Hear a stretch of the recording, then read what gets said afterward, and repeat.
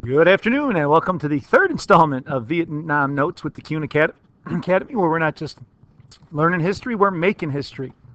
Sorry for that little hiccup there. Okay, um, so that was For What It's Worth by Buffalo Springfield, which not the most upbeat and optimistic song, which again kind of reflects the mood of the country by 1969 and the Vietnam War. Now you'll notice I skipped a lot of 1968 other than the Tet Offensive because you've done that for homework tonight, I'm hoping.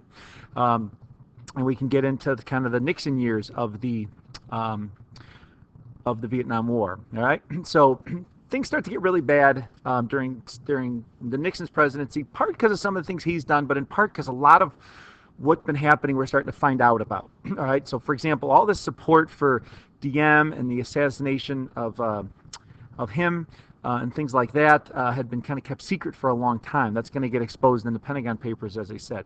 Same thing happens here. In 1968, there's something called the Lai Massacre, where over 500 Vietnamese women, children, and elderly were killed point-blank execution style by the American soldiers. A guy named Lieutenant Calley was found guilty of this. He was given a life sentence for his involvement in the shooting, and ended up becoming a very controversial topic for the country because a lot of patriotic Americans that were supportive of the war had felt Kelly was kind of a scapegoat for this, and that he was more kind of doing his job and following orders, and others said that this is just showing the atrocities of war and the horrific crimes and things that had happened. So we don't find out about this, however, until 1970, but the public is enraged. All right, the big turning point here in 1970 was Nixon had been fed up with the North Vietnamese using what was called the Ho Chi Minh Trail. I don't have a map to show you here, but basically the Ho Chi Minh Trail was a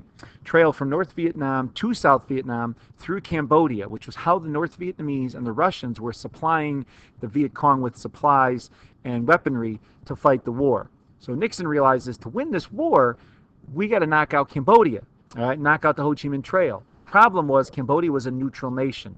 So Nixon gets elected saying he's going to end the war, but he decides to send troops into Cambodia, which is expanding the war.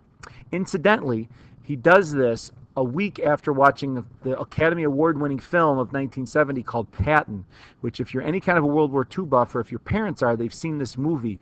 And the beginning scene is General Patton in front of a huge American flag saying, Americans have never lost a war, will never lose a war, and then Americans love a winner. Nixon sees this movie in the White House. A week later, he's sending troops into Cambodia to expand the war to try to bring the Vietnamese to the peace tables. All right? So a riot breaks out in May of 1970 at Kent State. This actually happened on college campuses around the country to protest Nixon's expansion of the war in Cambodia. If you know anything about contextualization, what is May on college campuses? It's the week of final exams, all right? So that might have had something to do with why some college kids got a little unruly and protesting, but this riot got out of hand because the National Guard was sent in by the governor of Ohio, and they shot on the protesters and killed 4 students, okay? So the violence has kind of reached home here in Vietnam, all right? So the plan in the summer of 72, all right, was to begin the intensive bombing in North Vietnam because there's a big holdup between North and South Vietnam as far as how the war is going to end. They know the war is going to end. The U.S. troops have almost left, but Nixon is sending more and more bombing raids over North Vietnam to try to gain concessions from the North Vietnamese, including bringing our prisoners of war back, restoring some sovereignty for the South Vietnamese people who we had promised to support, and things like that. So Christmas of that year, this is now after Nixon had been reelected, all right, he wages the Christmas bombings, all right, and for 11 straight days, the U.S. drops more bombs than they dropped on Hiroshima and Nagasaki. Not atomic bombs, but the equivalent of those atomic bombs, all right, 40,000 tons of bombs dropped. The plan here was to force the Vietnamese to the peace table so they would talk and agree to some concessions and end the war with respecting South Vietnamese independence, releasing American POWs, and so on.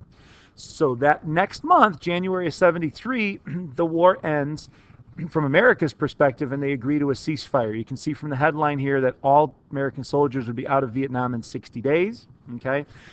What the critics will say is that the Christmas bombings got the exact same deal that they could have gotten before the bombings happened. So all the people killed, all the destruction in North Vietnam could have been avoided if America would have just agreed to the peace treaty before that, but because the deal is very similar to what the Vietnamese were offering beforehand.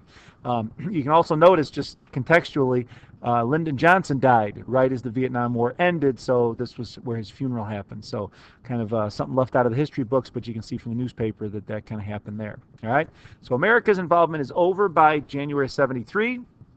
We withdraw from Vietnam. The question is, did we achieve peace with honor, which was Nixon's pledge to end the war? All right. As soon as America leaves, Nixon gets involved in the Watergate scandal. We'll talk about that Thursday. And the South Vietnamese government falls rapidly in the face of an NVA offensive. The North Vietnamese reinvade South Vietnam. America can't commit any troops. Nixon has no power with Congress. He's about to be impeached. President Ford takes over. He's not going to send any troops back to South Vietnam to defend them. So the South Vietnamese army is defeated. And April 30th of 1975, the North Vietnamese overthrow South Vietnam. There's a very famous picture of the South Vietnamese standing on top of the U.S. Embassy begging to get on a helicopter to fly out of South Vietnam, and the communists take over. Fast forward to now, most of you are wearing Nike stuff. That's all made in Vietnam. America fought to make Vietnamese capitalists. You decide who won the war. But the bottom line is 58,000 people died in an attempt to stop the spread of communism there in South Vietnam. All right. So we'll talk a lot more about this in class tomorrow. Thank you for listening to this installment of the Kuhn Academy, where we're not just learning history, we're making history. For what it's worth, you're hopefully a better scholar in Vietnam.